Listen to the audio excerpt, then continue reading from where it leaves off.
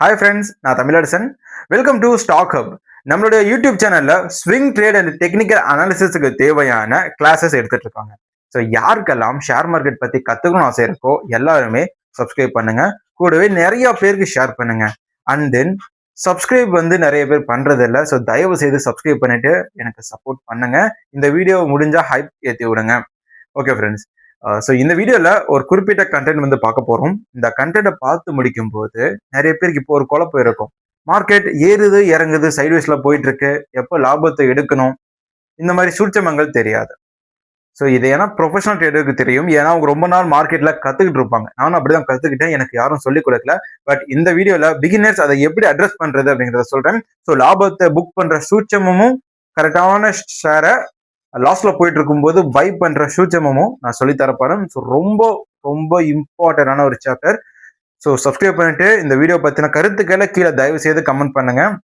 நிறைய பேர் கமெண்ட் பண்ணிட்டு இருந்தீங்க, வீரா, தினேஷ் அண்ட் ஜோசஸ் அண்ட் தென் நிறைய கேர்ள்ஸும் பார்த்தீங்கன்னா வீடியோ பத்தி ரொம்ப யூஸ்ஃபுல்லா இருக்குன்னு கமெண்ட் பண்ணீங்க.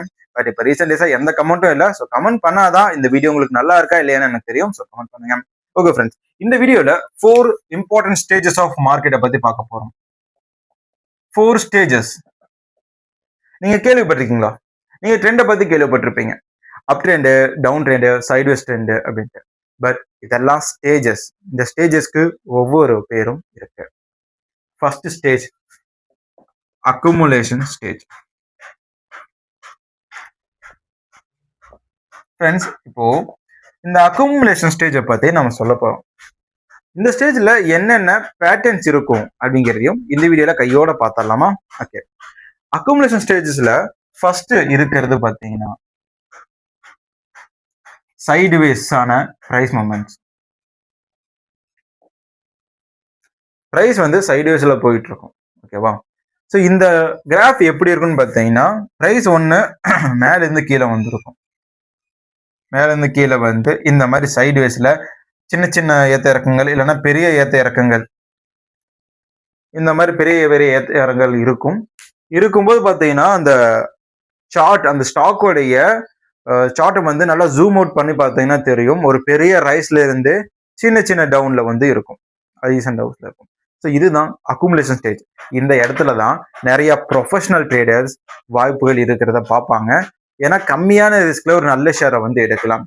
ஸோ இந்த மாதிரி ஒரு ஷேர் கீழே வரும்போது நெகட்டிவான நியூஸஸ் இருக்கும், வால்யூம் கம்மியா இருக்கும். பட் கம்மியான வால்யூம்ல அதிகமான பிரைஸ் மூவ் இருக்கும். உதாரணத்துக்கு இப்போ 5 மில்லியன் ஷேர்ஸ் வர்த்தகம் ஆகியிருக்கு அப்படின்னா, ரைசிங் ட்ரெண்ட் அப்போ இந்த வால்யூம் பெருசா இருந்தாலும் பிரைஸ் 2% 3% போகும். பட் அக்குமுலேஷன் ஸ்டேஜ்ல ஒரு 2 மில்லியன் இருந்தாலுமே ஒரு 3% 4% சொல்லி ஷேரோடைய இந்த ஒரு பிரைஸ் டக்குன்னு சேஞ்ச் ஆகும். ஸோ இதெல்லாம் ஒரு சைன். ஓகேவா? யாருமே அதை வாங்க வேண்டாம் அப்படின்னு சொல்லிட்டு இருப்பாங்க. நிறைய புது இன்வெஸ்டர்ஸ் இதுல வாங்கி நஷ்டம் பண்ணி வித்துக்கிட்டு இருப்பாங்க. ஸோ இந்த மாதிரி ஸ்டேஜஸ் தான் institutional investors, mutual fund managers எல்லாரும் வாங்குவாங்க, ப்ரொஃபஷனல் ட்ரேடரும் வாங்குவாங்க.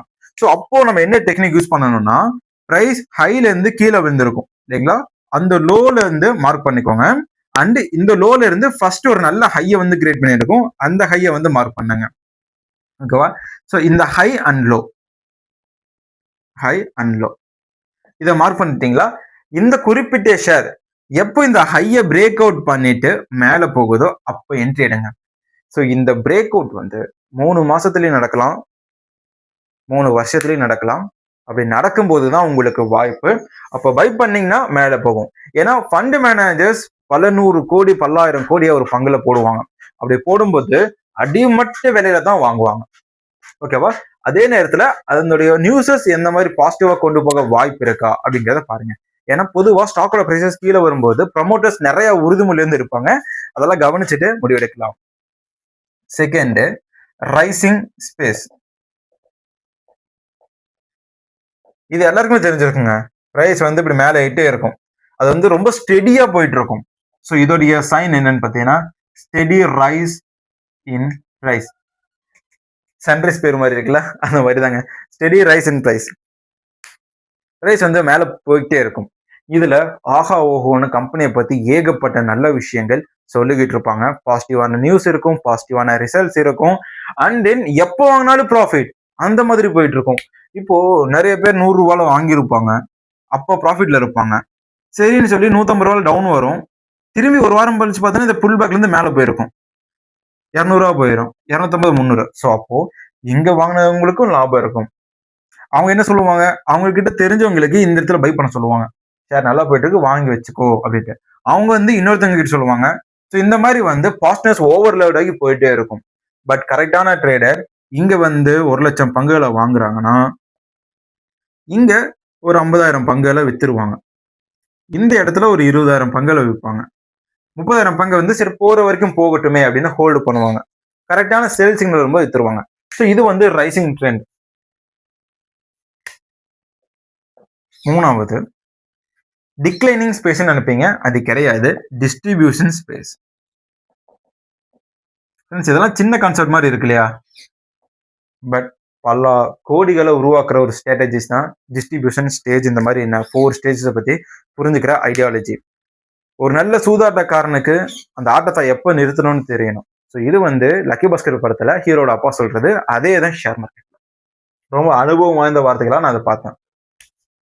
ரைசிங் ஸ்டேட்ல வந்து மேலே ஏறிட்டே போகுது. ஓகேவா? ஸோ எப்போ ப்ராஃபிட் புக் பண்ணணும் அப்படின்னு பார்த்தோம்னா, இப்படி ரைஸ் ஆகிட்டே இருக்கிற ஷேரு ஒரு ஸ்டேஜ்ல வந்து சைட்ல போகும். உதாரணத்துக்கு 200 ரூபாயில இருந்து ஏறி இருக்குங்க. 500 ரூபா போனதுக்கு அப்புறம் சைட்ல போயிட்டு இருக்கும். ஒரு 3 to 4 மாசம், 4 month சைட்ல போயிட்டே இருக்கும். கீழே விழுகாது, மேலே விழுகாது. அப்ப என்ன சொல்லுவாங்க, ஷேரை வந்து வாங்குங்கன்னு சொல்லுவாங்க. ஆல் டைம் ஹைல இருக்கு, என்ன பண்ண போறீங்க? ஷேருக்கு இத்தனை பேர் பை ரேட்டிங் கொடுத்துருக்காங்க, இத்தனை பேர் செல் ரேட்டிங் கொடுத்துருக்காங்கன்னு சொல்லுவாங்க. பட் அந்த இடத்துல நீங்க பார்க்கணும், ஹெவி வால்யூம் இருக்கும். பட் பிரைஸ் வந்து ஸ்லோவா மூவ் ஆகும். Slow move. ஓகேங்களா? உதாரணத்துக்கு நான் எங்க சொல்லியிருந்தேன்னா, இந்த மாதிரியான இடத்துல வந்து நான் சொல்லியிருந்தேன், ஹெவி வால்யூம் இருக்கும், பிரைஸ் வந்து கம்மியா மூவ் ஆகும்னு சொன்னேன். இப்போ 5 மில்லியன் ஷேர்ஸ் இருக்குன்னா ஷேர் வந்து 2% 2.5% மாதிரி ஏறும். ஓகேவா? பட் அதே மாதிரி இங்க இருக்கும்போது கிட்டத்தட்ட ஒரு 10 மில்லியன் அந்த மாதிரி இருக்கும். சாரி, என்ன சொன்னாங்கன்னா 10 மில்லியன் இருக்கும். பிரைஸ் வந்து கம்மியா மூவ் ஆகும், வால்யூம் ரொம்ப ஜாஸ்தியா இருக்கும், எக்ஸ்ட்ராடினரி வால்யூம் இருக்கும், பட் பிரைஸ் கம்மியா இருக்கும். ஓகேவா? ஸோ அந்த ஒரு எமோஷன் வந்து இந்த இடத்துல இருக்கும். இந்த இடத்துல வந்து பாத்தீங்கன்னா பிரைசஸ் வந்து கொஞ்சம் ரேப்பிடா மூவ் ஆகும், பட் அந்த வால்யூம் வந்து கம்மியா இருக்கும். ஓகேவா? ஸோ பையர்ஸோடைய ரியல் பையர்ஸோட இன்டென்ஷன் அதிகமா இருக்கும். இந்த இடத்துல பை பண்றவங்க நிறைய பேர் பார்த்தீங்கன்னா கான்ஃபிடென்ட்டா இருப்பாங்க. இந்த இடத்துல பெரிய பெரிய இன்வெஸ்டர்ஸ் வந்து செல் பண்ணுவாங்க. மேபி இந்த வீடியோ ஸ்டார்ட் பண்ணும்போது அந்த வால்யூம்ல ஏதோ சின்ன மிஸ்டேக் பண்ணிருக்கலாம். பட் இப்போ நான் சொல்றது கரெக்டா பாருங்க. இந்த இடத்துல வந்து கம்மியான வால்யூம் இருந்தாலும் கேண்டில்ஸ் வந்து கொஞ்சம் அதிகமா ரைஸ் ஆகுற மாதிரி இருக்கும். இந்த இடத்துல ஹெவி வால்யூம் இருந்தாலும் கேண்டில்ஸ் கம்மியா வந்து ரைஸ் ஆகும்.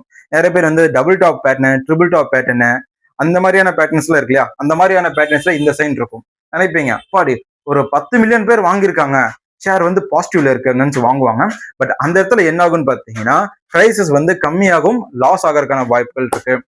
இந்த இடத்துல ஆக்சுவலா என்ன நடக்குது, அவ்வளவு வால்யூமுக்கு என்ன காரணம்னு கேட்டீங்கன்னா, அந்த இடத்துல பெரிய பெரிய mutual funds and professional traders, institution traders sell பண்ணிட்டு இருக்காங்க, வெல்த்தை வந்து வெளியே எடுத்துட்டு இருக்காங்க. ப்ராஃபிட் புக் பண்றது காரணமாக நிறைய டிரான்சாக்ஷன் நடக்குது. ஓகேவா? ஸோ பாசிட்டிவ் வால்யூம் அப்படிங்கிறதுனால நிறைய பேர் பை பண்றாங்கிறது அர்த்தம் கிடையாது, சிறுக சிறுக செல் பண்ணிட்டு இருக்காங்க அப்படின்னு கூட இருக்கலாம். ஓகேவா? அது ஒரு கான்செப்ட், டிஸ்ட்ரிபியூஷன் ஸ்டேஜ். ஃபோர்த் வந்து டிக்ளைனிங். ஃப்ரெண்ட்ஸ், இந்த டிக்ளைனிங் ஸ்டேஜ்ல வந்தீங்கன்னா எல்லாரும் கேள்விப்பட்டிருப்பீங்க, இது வந்து அக்குமுலேஷன் ஸ்டேஜுக்கு முன்னாடி வர்ற டிக்ளைனிங் ஸ்டேஜ். ப்ரைஸ் மேலேருந்து கீழே விடும். அது ஸ்ட்ரைட்டாகவும் விடும், இல்லை இப்படியும் விடும், பட் எப்படி இருந்தாலும் அது கீழே வரும். Down trend.